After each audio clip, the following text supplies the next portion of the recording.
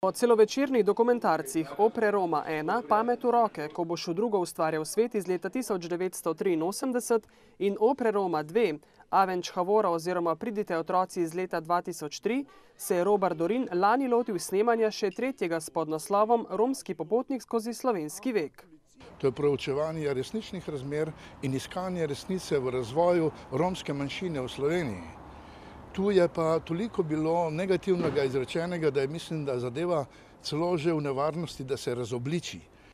Robert Dorin že 30 let spremlja romsko problematiko. Ne samo tiste negativne popadke, ki jih recimo dolenjski časopisi pa slovenski časopisi ponovadi v slogu romski konji se ponovno pasejo na naši pšenici in podobno, ne? Ampak iščem tisto, kar je mehanizem razvoja ene manjše skupine ljudi, ene etnije pri nas, da bi prosperirala bolj kot je doslej.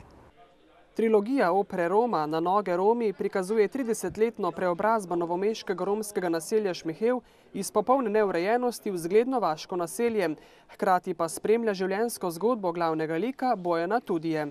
Ta film je tisti, ki prikazuje in bo prikazoval širši javnosti, torej obe dve plati, kako živijo Romi, zakaj živijo tako Romi in po drugi strani, kdo so pravzaprav tudi krivci temu, da je stanje takšno, kakršno je. Film Pot v Gaj so sicer predpremierno že prikazali na lanskem festivalu v Portorožu, a skoraj brez odziva, kar za avtorja ni presenečenje, saj kinematografija resničnosti ni privlačna.